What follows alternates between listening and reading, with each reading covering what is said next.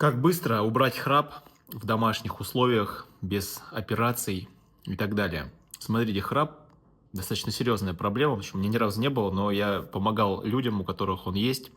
И всегда это два фактора. Первое– это нарушение осанки, скорее всего, если у вас есть храп, у вас голова смещена вперед и, возможно, немного зажата нижняя челюсть. И второй момент, скорее всего, вы дышите как-то, но не носом в большую часть времени.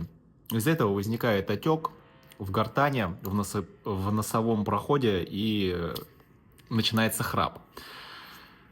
Если для вас действительно важно избавиться от храпа, напишите мне в телеграм-канал, я вам скину специальную технику, в которой вы сможете быстро разобраться и избавиться от этого неприятного, разрушающего действия, как храп. На связи.